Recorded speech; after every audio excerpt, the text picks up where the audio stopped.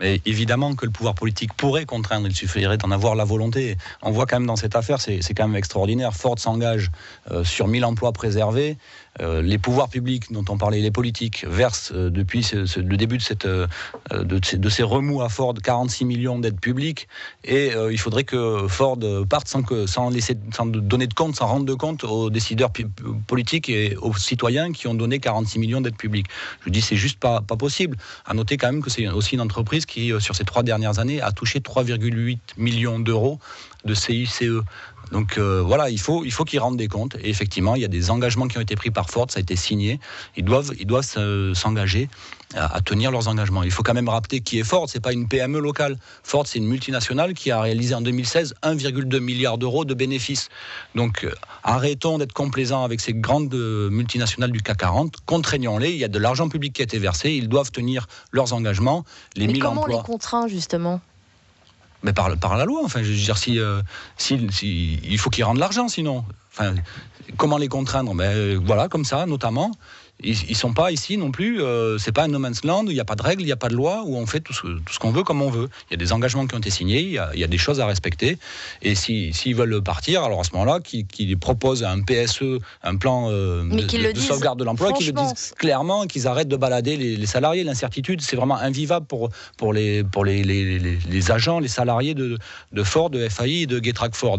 Donc voilà, qu'ils annoncent clairement, et puis qu'il y a un projet industriel, parce qu'avec 46 millions d'euros, moi je peux vous assurer qu'un projet industriel alternatif, on peut en monter. Aujourd'hui, on parle de mobilité, du dernier kilomètre. Je pense que Ford, avec son savoir-faire sur des boîtes de vitesse, aurait sans doute de l'innovation à proposer sur des boîtes de vitesse, par exemple, pour des véhicules qui tourneraient avec des énergies alternatives pour faire les livraisons du dernier kilomètre dans la périphérie de Bordeaux. Sur l'agglomération bordelaise, on voit que beaucoup du service public de santé, maintenant, est assuré par des structures privées.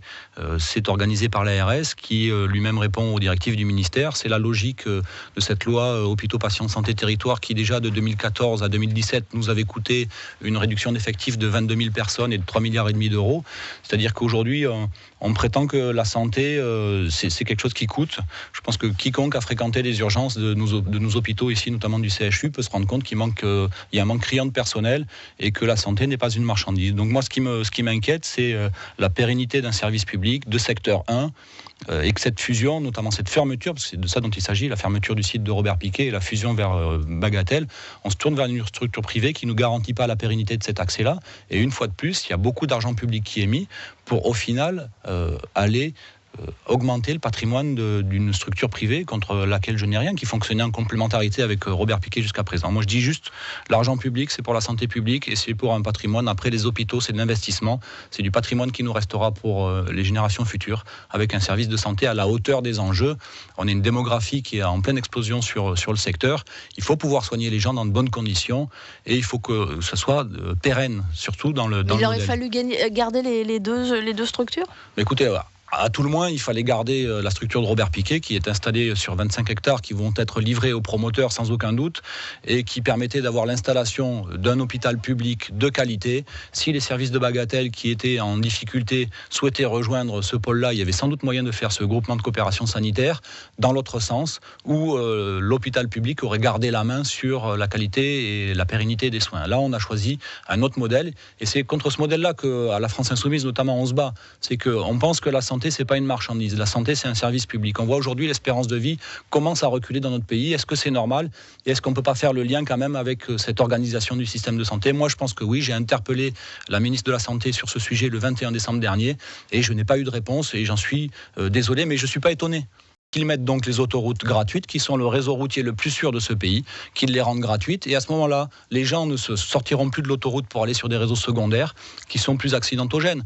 Mettons donc les réseaux les plus sûrs à l'accès facile des gens, y compris les plus modestes, parce que là encore, il y a une ségrégation sociale. La mortalité routière touche aussi les plus modestes, parce que c'est eux qui fréquentent les réseaux secondaires, parce que c'est eux qui sont loin des centres-villes, parce que c'est eux qui ne peuvent pas se payer l'autoroute. Commençons par ça.